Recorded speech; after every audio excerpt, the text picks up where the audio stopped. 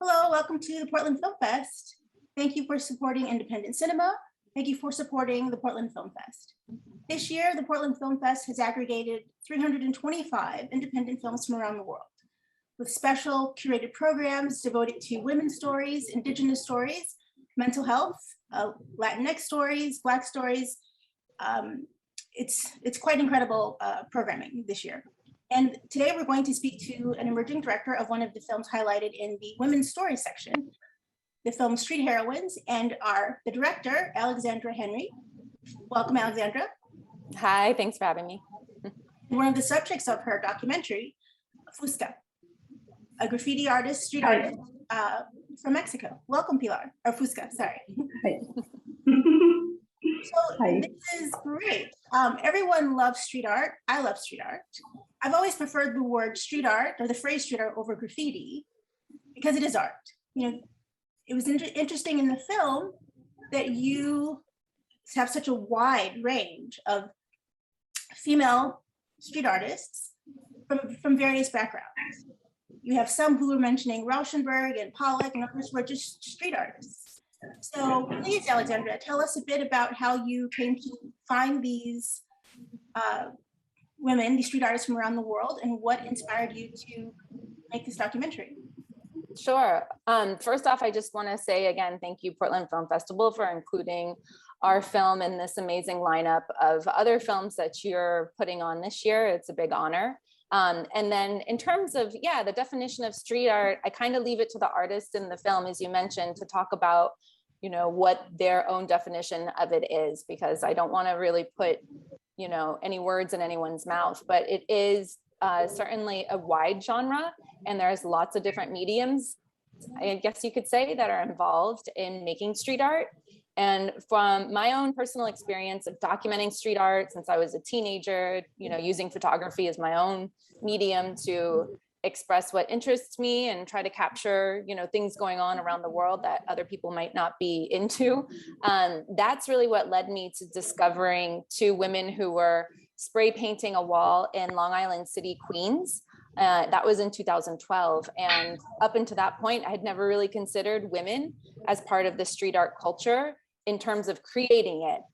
So I stopped and I spoke to them that day and I asked if I could document them, and they said sure.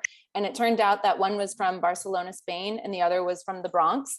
And they had actually connected via Facebook because other graffiti artists had put them in touch. So not only was I interested in the fact about women creating street art, but I was also wondering how women were participating in that community and who their influences were and who they were inspired by. So that's kind of what kicked it off. Well, that's great. It's so timely to talk about women's stories and women created content. Again, it's the special section, special programming component of the festival this year. And the Portland Film Fest is fantastic in spearheading this effort. And, that would not be possible without the sponsor this year. Our sponsors are Comcast for its fourth consecutive year of its tremendous support. Also Portland Mortgage, and a slew of other sponsors that you can find on the virtual lobby at the Portland Film Fest. So again, we thank them for making women's stories and stories by women filmmakers possible. That's really great.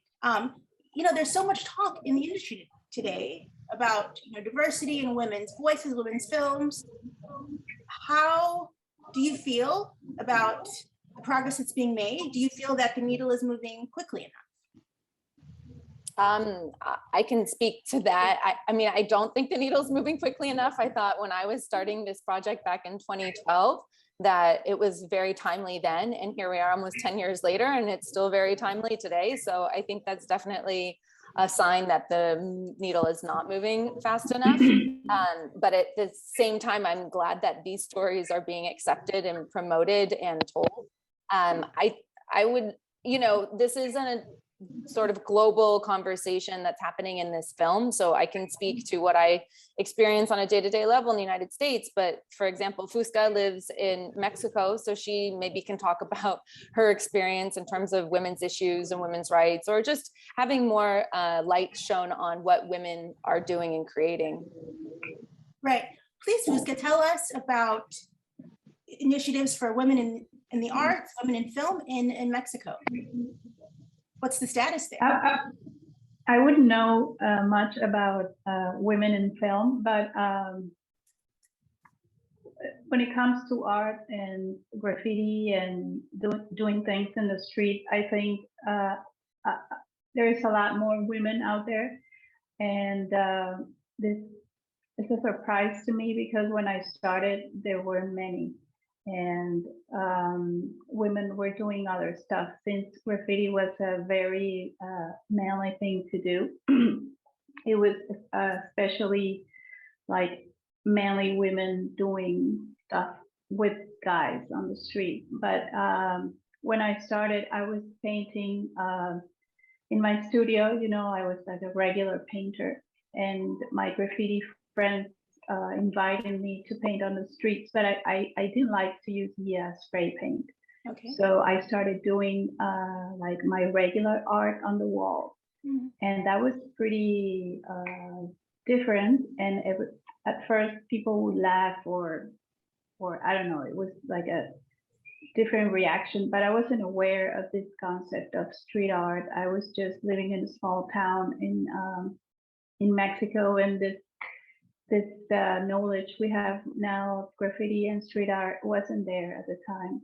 So I was just doing my stuff, and as I was traveling and meeting more people that were doing graffiti, I would find out other girls doing it, and for me it was great to connect with them because it was really clear to me that women were doing things differently, like in the way they portray their art on the wall, and and I like that a lot. So I started doing it with other girls and meeting other girls and being interested in them and to recognize their story that was very similar to mine or not. Some girls were feeling a lot of violence on the streets towards them. I wasn't, but that's just my story. And through the years, all these other girls appear on the scene, which is great. And they have stories that I don't connect with them anymore. I don't paint as much on the streets right now. Okay. I do other stuff. No, that's excellent. Oh, no, that's excellent. It's great to hear. And your art background, this is, I guess, a traditional fine arts background. This is what you started? I didn't go to art school. Actually, I studied psychology, and but I always painted. So it was like a part of me, and it was like a thing I did to stay sane. And but when I started doing street art, it became really serious because I understood that it was very good to me. I felt really good doing it. I felt like really complete. And so I did it. I started doing it professionally, but it was a slow process. But no, I didn't go to art school, but I still paint and stuff. That's excellent. So I'm really curious about the process of you two connecting and filming. Because it's an issue in documentary, you know, the fly on the wall.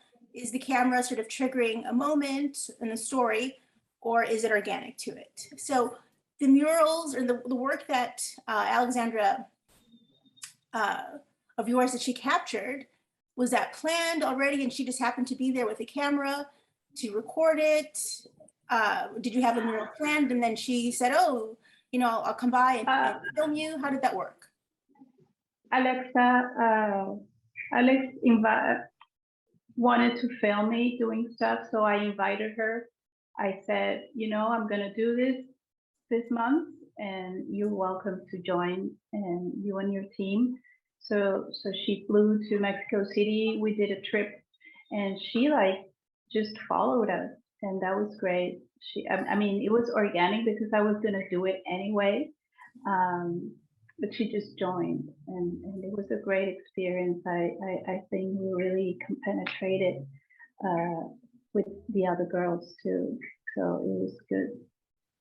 That's I excellent. can say the first time that I found out about Fusca's artwork was actually in New York City. There was a photography show happening in the That's East right. Village, and she was featured in some of the black and white photography of these up and coming street artists and graffiti artists in Mexico City, that this American photographer was spending time with the artists in Mexico, and he came back and he did a show, and I went to the show and I saw Fusca in the photos, and she was also there in New York at the show and was going to go also paint a mural in Brooklyn shortly after.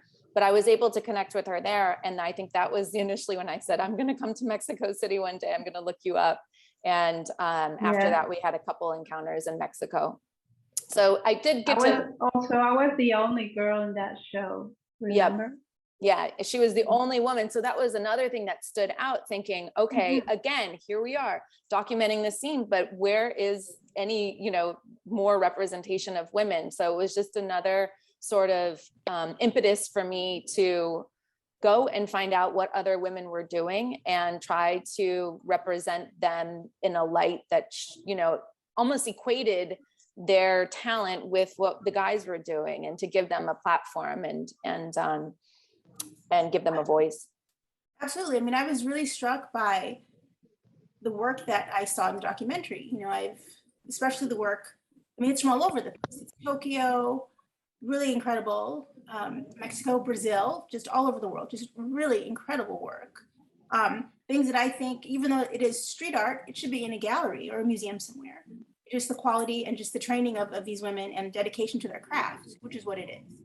I was particularly struck by, I can't remember her name, but she is a Brazilian artist, I believe, who paints in a style that's very close to manga, and it's like a very Japanese style, and it's a really interesting way to approach street art. How important was it in your curation process to find different styles of art and artists? Well, I would say it was really important to just find women who were creating on the street. So I think that there was some discretion involved in terms of styles that I was more attracted to, but honestly, I was just it was like a game of who knows who, and trying to get access to the different artists and being able to connect with them and talk to them about their work. I think obviously, yes, you know, there's so many different styles that are represented in the film, but I think the stories that were the most compelling, obviously Fusca, who we followed through Mexico, the story of Two Fly in New York City, and the story of Magrela in Brazil. I think that these women were at the moment, and still are, at really crucial moments in their evolution as artists. So those were the most interesting stories to me. And I think that obviously their artwork is so distinct, but they were also kind of having, you know, different motivations to continue their artwork. So for example, Two Fly is really much a community organizer and artist. So not only does she do incredible work, but she's always trying to push the movement forward and incorporate more curious minds to participate, and also take her knowledge back to places like Ecuador that are still very behind in terms of embracing art and actually embracing women who choose to do things that aren't necessarily like in the domestic realm of work. And I think what is really special about Fusca's not only work as an artist, but her motivation too, to go back and get to the basics of putting something in the street that everybody can share. It's like creating this access to art, so that's not necessarily backed by any sort of brand or government, and making sure that, you know, art is there to empower. And the same with Magrela in Brazil, and her work really talks a lot about, you know, human or women's rights and what, you know, she's going through at that moment. So I'm not sure if that answered your question. But that is, it's just, you know, how you find the subjects, how you curate them and gather and document their work. It's really great. Speaking of Brazil, Magrela, I would say that her story was really tense, especially because she was, I mean, all of street art is sort of framed by the illegality of it. You know, I met someone who back in the day was a very famous street artist, and he told me, he's like, oh, I'm an ex-con. I said, what are you talking about? he said, no, I did hard time for my street art. Like Rikers or, I mean, Sing Sing, hard time, not, oh, ticket. So I'm really interested about the criminalization of street artists and how it's pursued. And I think the story in Brazil captured that. The one scene when she's tagging a wall, I guess it was an abandoned building, and the police come. And it was it was very scary, very tense. And I think one feels that if you had not been there documenting it might have gone, awry, to put it mildly.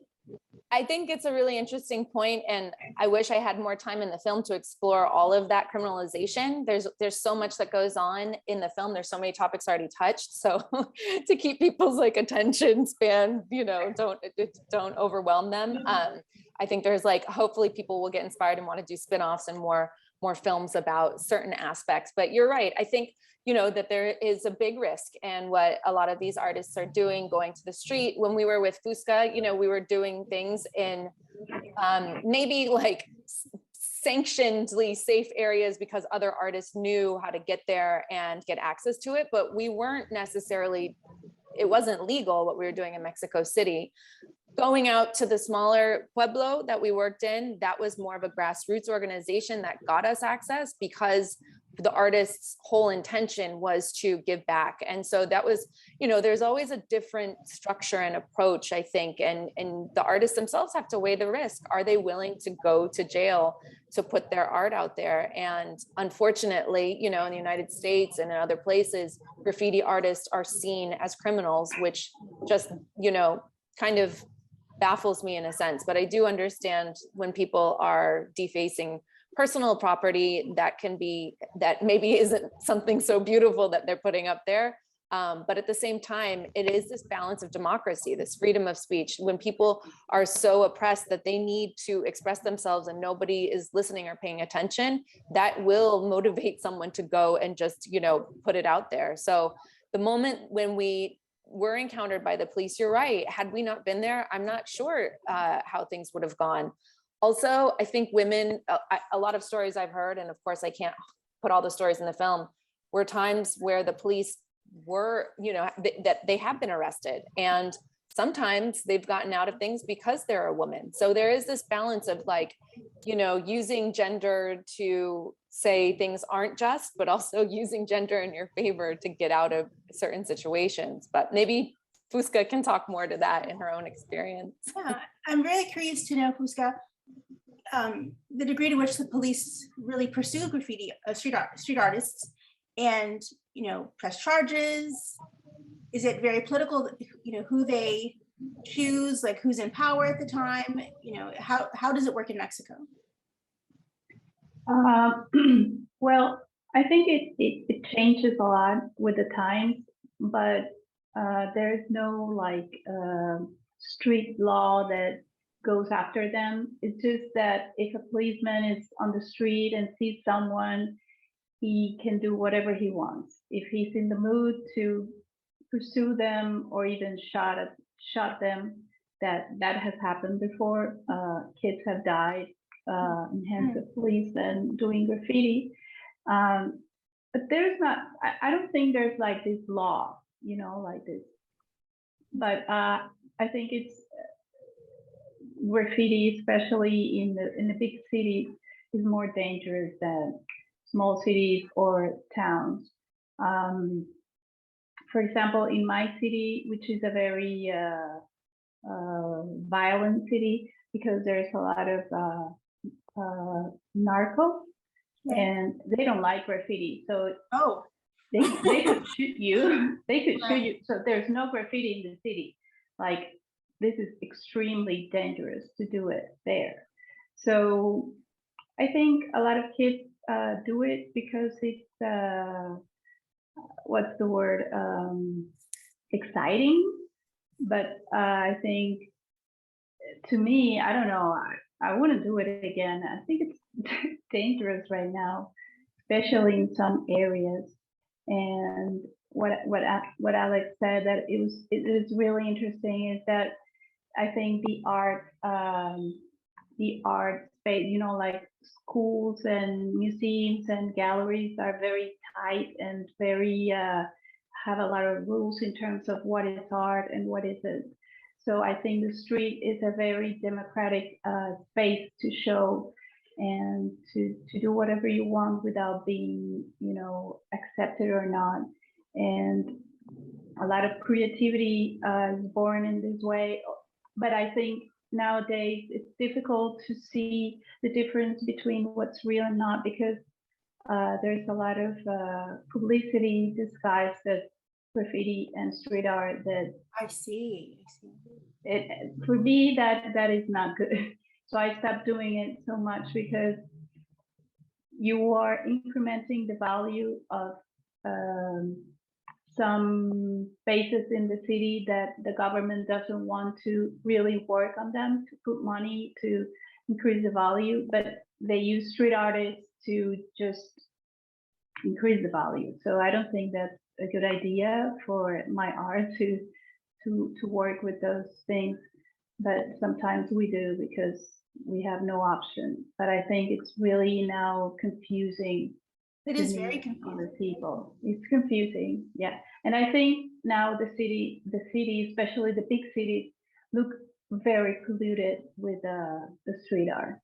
I don't like it anymore. I don't know if I should say this now, but I think it has come to a point that we should rethink this space, because first it was like exciting, illegal, and it was fresh and it was beautiful, and now I don't know, it's too much for me. It's like everybody's doing it. I see. Well, I mean, it's like the big brands, you know, the big brands are hiring good artists to just do publicity, and they get mixed up, and you don't know anymore.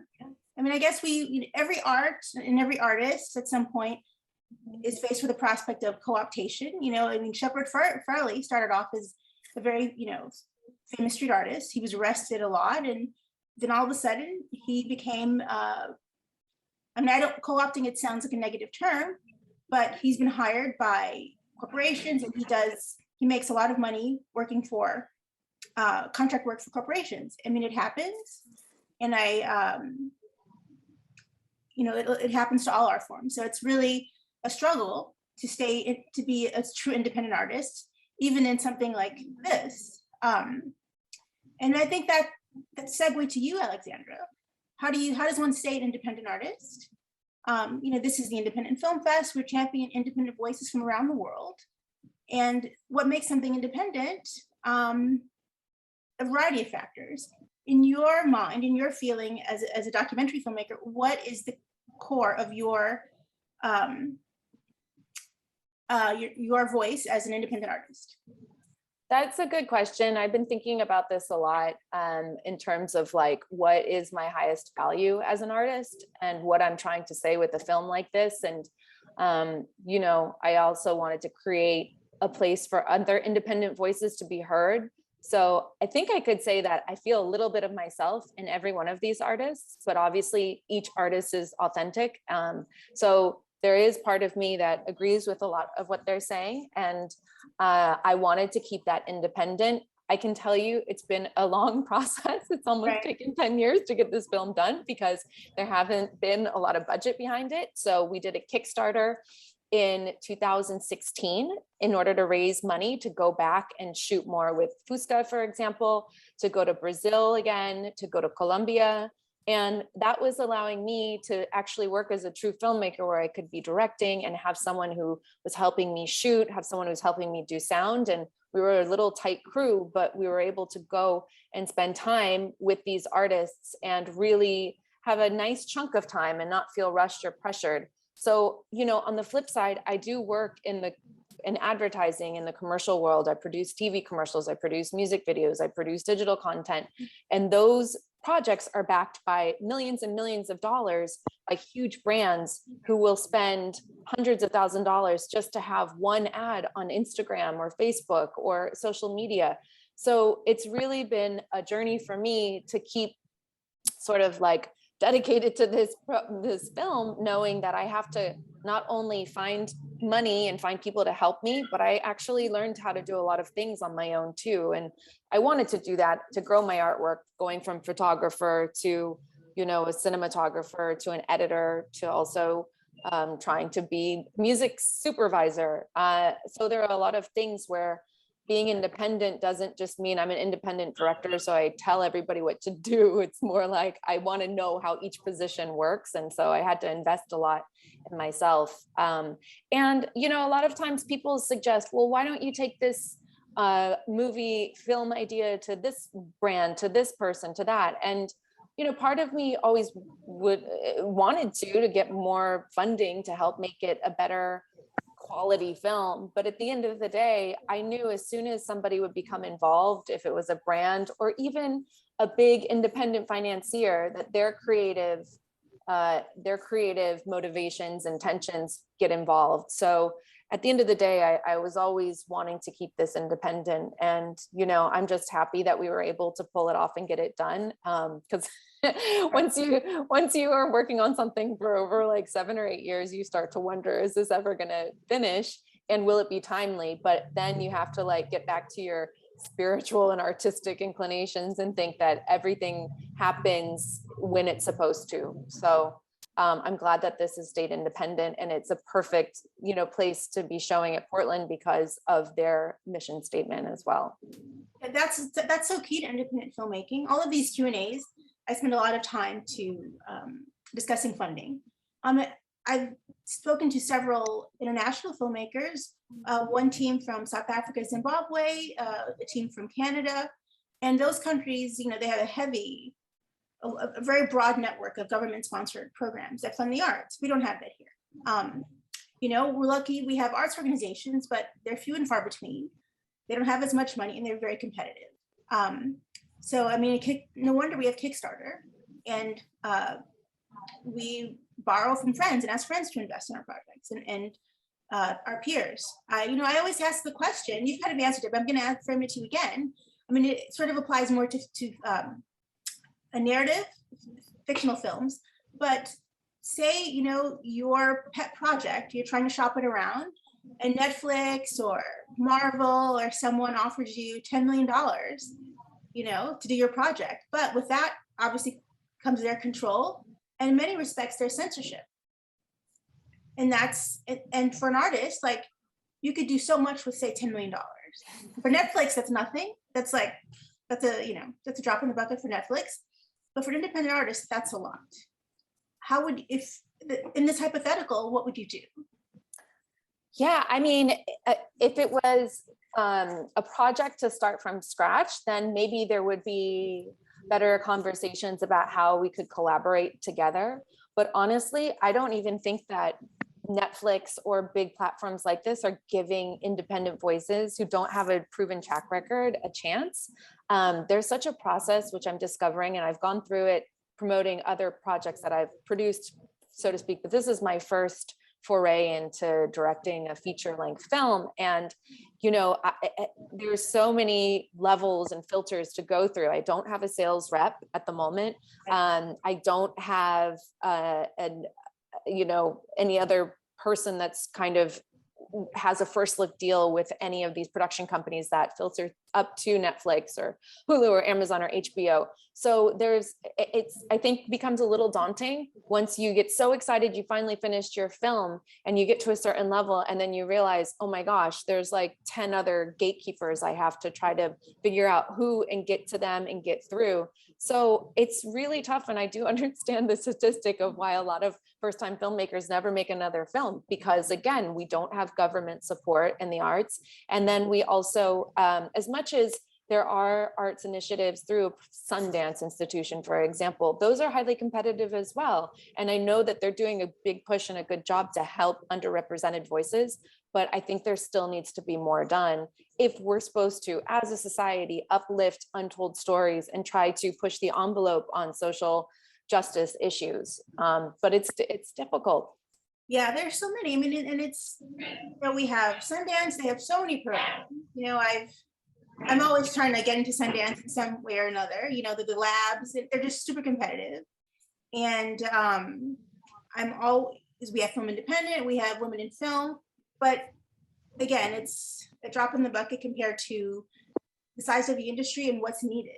And I think that that also segues into the whole notion that, you know, you mentioned gatekeepers. I mean, that's really the name of the game, gatekeepers. And that is what I think the reason that, you know, women in film and different perspectives, you know, non-white perspectives, indigenous perspectives, Latinx perspectives, it's so much about that. And there's so many initiatives. Like, what is your experience with all of these sort of diversity initiatives? You know, you have, every studio has one, so they say. You know, what have you come up against as a female filmmaker with these initiatives and these sort of quote unquote efforts to get your story out there? Get your work out? Yeah, I mean, I feel like maybe, and this could be putting words in like Fusca's mouth, for example, but I do feel like a lot of the artists that I portray in the film, I have gone through similar experiences as they have to get their artwork out there and to get more opportunities, whether it is to be included in a gallery show or included in a museum show. You know, a lot of these gatekeepers exist in those spaces as well, which are parallel to how we get our work and art as a filmmaker out there. So I think, you know, these diversity inclusion experiences, again, I just guess there's not enough. I think that it's interesting, we're like trying to retrain the patriarchy to give us more access to these spaces that, you know, were founded by people who look completely different or think different than us and are not very open to giving anybody else a leg up, because that threatens their position in society. And without going to like, you know, extreme on, you know, my feminist like stance, I do. Why not? Go for it. That's what this Q&A is for. This is your voice, your time, go for it. Well, and I have experienced it not just, you know, making a film, but just in general as being a woman and sitting in on a conference call and trying to be the producer, getting a word in between a lot of creative directors and clients. It's you know, back to, oh, they didn't hear what you said, and then somebody takes what you say and repeats it, and then everybody hears that person say it. Right, usually. right. Yeah, that's happened to us all. Yeah. So it's enough to drive you a little mad, but you know, I also was talking about this recently to another person. I grew up as an athlete and playing sports, and that's another place that women are not necessarily considered, not welcome. You know, there's always like a female team, but I did play golf, which is, I know, such a random thing. And I was actually really good at golf. And that is a very old white male sport. And I do think that golf actually did open up a lot of opportunities for me once people saw my skill, and they kind of disassociated it with me being a woman, and they were able to respect me because I had talent and I could beat some of them, you know? So it's almost, I think like going through the gatekeepers, we're never going to be able to shed, you know, our appearance or who we look at. But I'm going to like use a quote from the film that Fusca talks about, because I think it's really interesting how she explains, you know, it's like a balance between your masculine energy and your feminine energy, and how you show up in places and who you decide to, or whichever energy you decide to tap in at that moment. And sometimes we really have to be like hardcore masculine to, you know, just approach people or conversations or get things done the way we want to. Other times being more feminine works in our advantage. So I do think like that is just comes with experience, and I don't know how that will get us through to have more diversity and inclusion, but you know, it's definitely more work needs to be done. Yeah, so much work. And you know, it's in every field, there's just this groundswell. People are pushing and pushing and pushing. You know, another director I interviewed from Zimbabwe, South Africa, she said, I want a mostly female crew. And she stuck to her guns, and she crewed up 75% female. So, I mean, most, you know, US Hollywood productions, I would love to see that, you know, 75%, like that's, she really stuck to her guns. So I think it's time for us to wrap up. And so I would like to ask Fusca to tell us about her next projects. You mentioned that you're not doing as much street art, as much tagging. What are you working on?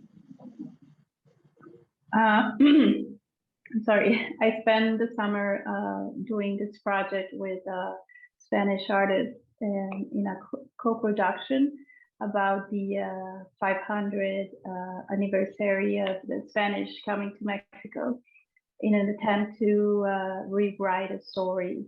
So we painted here in Mexico and we went over to Spain to do the same.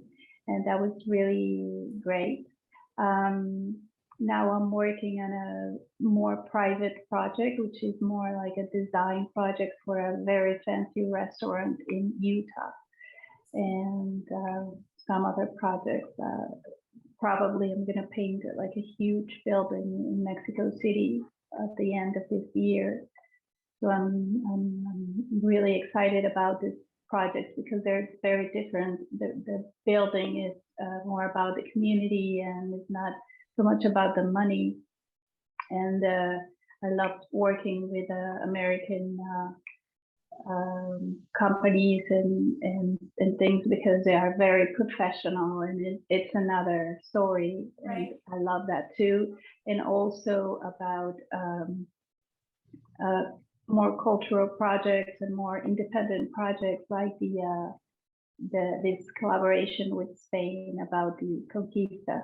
So I'm doing these three things at the same time and very different things. So I do this a lot. Like I don't have like this special line for me anymore. Like I used to be so independent, and now I do a lot of stuff, and I think I've grown a lot.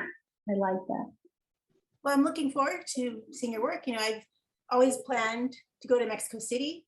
I was actually planning to go before the pandemic hit, but maybe when I make it down there, I'll be able to find this mural of yours. And it's also so timely. Yeah, it's so timely. You mentioned that.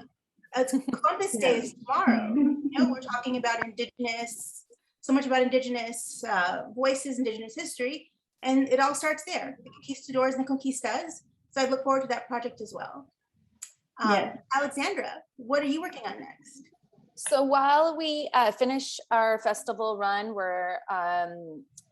so I'm kind of just focused on just getting through the festival run with this film and promoting it and trying to, you know, maybe secure some sales and distribution, which would be fantastic. So more people could see Street Heroines on a streaming platform.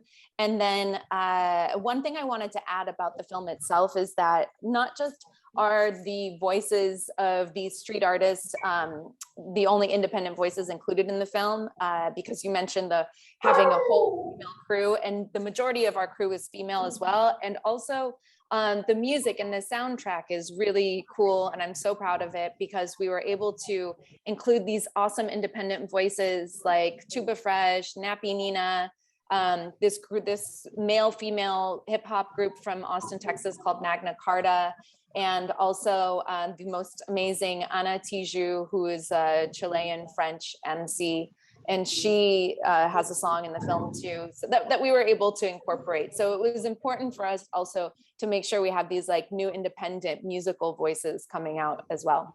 And yeah, then, I noticed the score was fantastic. Oh, thank you. No, it was really, I was going to ask you about that, but ran out of time. But there was such a mixture of like this great edgy music, and I was like, do I have this on my Spotify? Because I should. So I'm going to have to ask you later about these artists. I know I need to make a Spotify playlist that people can access. I keep forgetting. Put it on the list. And a lot of the music. Yeah, anyway, I'll make a playlist.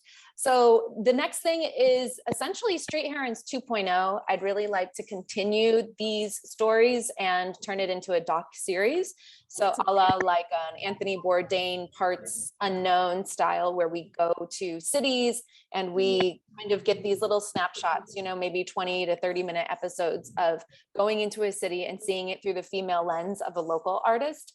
You know, ideally a street artist, and maybe there could be multiple female street artists in that location. But I'd love to go to Europe and spend time in 2 distinct cities there, in Africa, 2 different cities there, probably Ghana and South Africa, and then also to Asia and spend time possibly in Hong Kong, which is a place I've been a few times. So I feel like you know, it's an interesting moment in Hong Kong right now, and then another city in Asia. So fingers crossed, that's what I'll be trying to pitch and get funded to work on in 2022.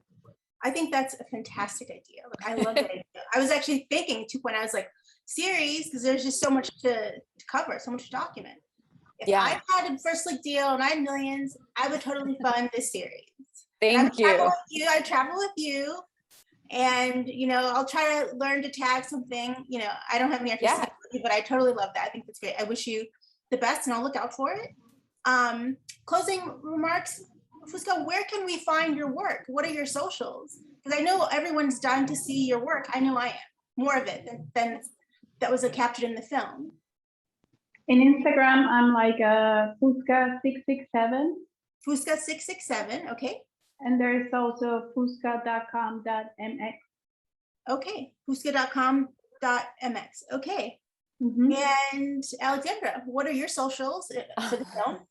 I just realized there's a Fusca on my wall right back there somewhere, right above the TV. It's kind of hard to see with the glare, but you can go to streetheroinesfilm.com. That's our website. And then our Instagram is Street Heroines. And then our Twitter is also @StreetHeroines, as well as the Facebook. Awesome. So I will totally check these out. I can't wait to see more of the work of Fusca and her peers. And with that, I thank you so much for joining this Q&A. I hope you've all enjoyed. Thank you. My pleasure. I hope you've all enjoyed meeting the director, Alexandra Henry, one of her subjects, Fusca, a street artist. And this is one of the docs in competition, one of 6. So please go and vote for this film. I'm sure you loved it as much as I did. And we will look forward to see how the film does in the rest of the fest. We also invite you to go to the virtual lobby at the Portland Film Fest, PDF XS, and buy more tickets, spread the word about this film, hang out in the lobby with other filmmakers, buy some merch. There's really cute t-shirts and totes. And also you can learn about our sponsors. Again, we thank our main sponsor, Comcast, for 4 consecutive years of tremendous support, as well as Kerner Film and Portland Mortgage. So thanks so much. We'll see you at the next Q&A. Thanks for joining. Best wishes to you, Alexandra and Fusca. Thank you. Bye. Thanks. Bye. Take care. Good luck.